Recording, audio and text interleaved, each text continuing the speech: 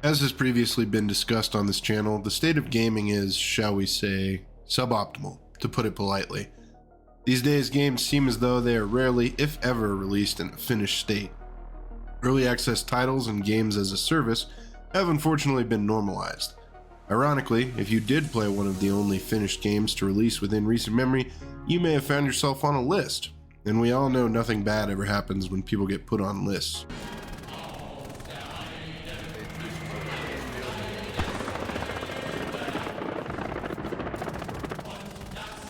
That alludes to another issue in the gaming community, but we're not here to talk about activists masquerading as gamers and their targeted harassment against people who don't spend every waking moment of their lives on Twitter.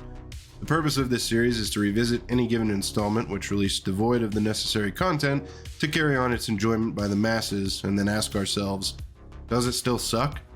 With this in mind, let's begin dissecting our next subject, Ground Branch. For those of you who aren't familiar with this nom de guerre or the game itself, Ground Branch refers to the CIA's unit tasked with direct covert action. Basically a paramilitary organization that draws from the Navy SEALs, Marine Force Recon, Air Force PJs, and Army CAG operators.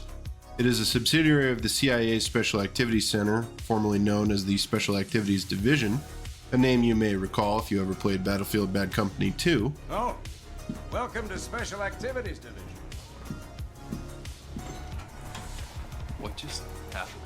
Also included under this banner are the Maritime Branch, the Air Branch, and the Armor and Special Programs Branch. Ground Branch's mission set specifically is essentially the same as the Army's Green Berets, the primary difference being that they operate under the CIA's Title 50 authority for covert action. This qualifies them as a deniable force, unlike their JSOC counterparts.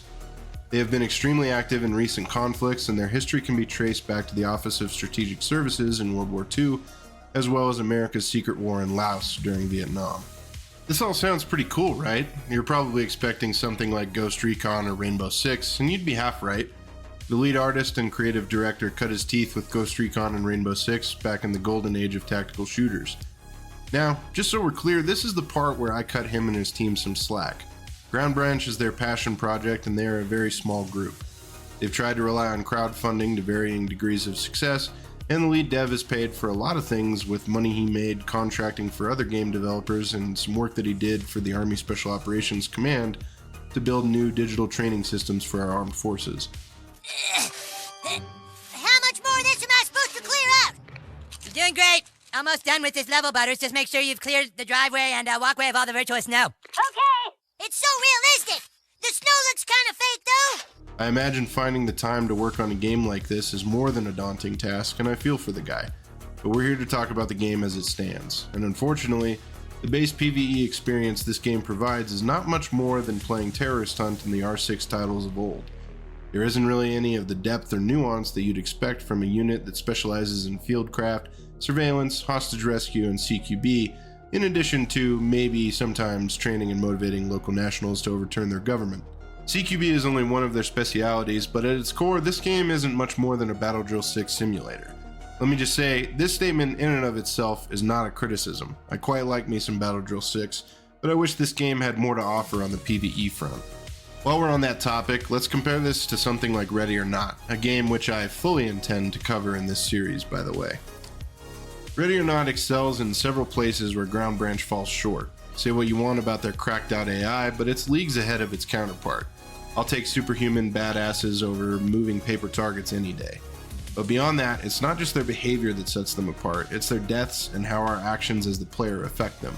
The faceless terrorists in Ground Branch slump lifelessly to the ground the same way, whether you shoot them in the face or double tap their legs.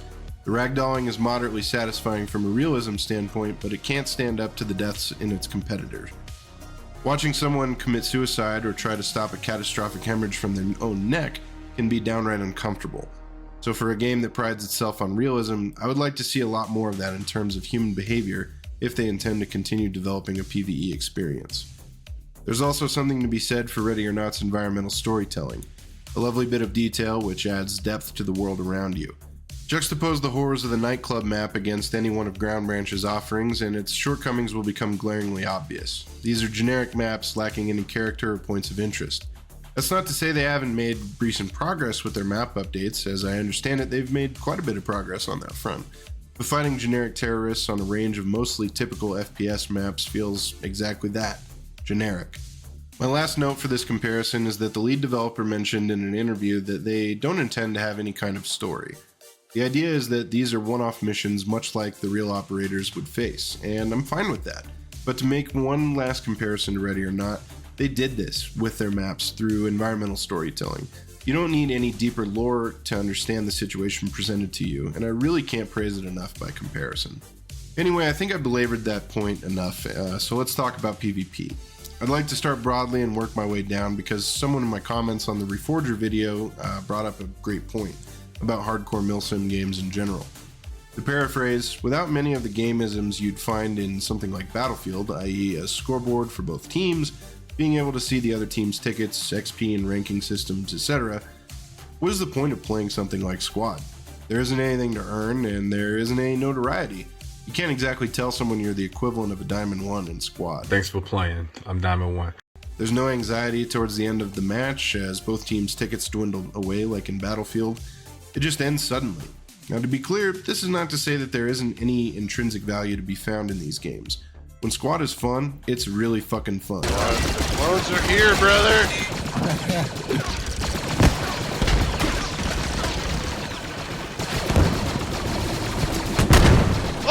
Maneuvering onto an objective with a team that's running shit hot is sick, no question. But what about the other 90% of the time? I can see why that would be a turnoff to the majority of players. Conversely, a game that I think walks the line between realism and rewarding gameplay extremely well is Tarkov. Despite its faults, unforgiving nature, and occasionally silly mechanics like remaining conscious after taking multiple rounds to the helmet, the task system is downright addicting. Each and every task feels earned upon completion, and hearing that little jingle when you press the complete button is always a triumphant dopamine hit.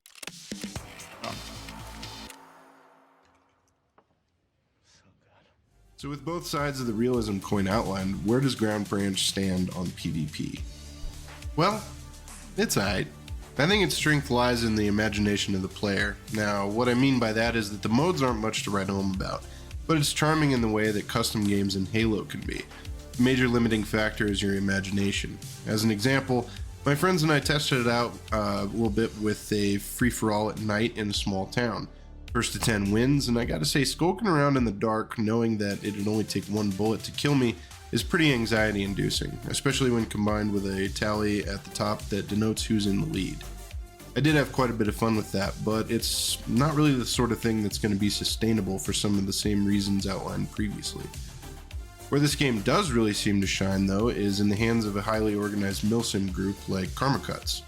It's the contrast between his sharp group of milsimmers and my chaotic conglomerate of chillsim morons that helped to paint my opinion on this game, because I would never be able to get my friends to cool their ADD long enough to run a clean hostage rescue mission. But seeing his video shows me that not only can it be done, it can be a really cool experience.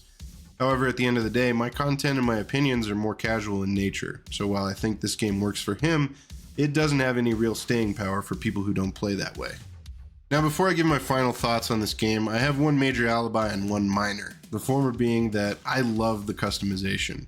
It'd be awesome to see this become the industry standard, particularly for the weapons, and if I were to nitpick, the only thing I would really bitch about is that there isn't more.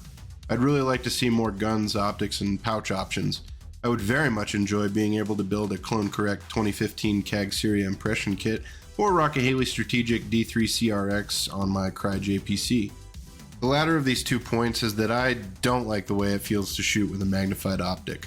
The realism is cool, but overall it's super jarring. I don't know if it's just my eyes or if I'm getting old, but honestly it sucks.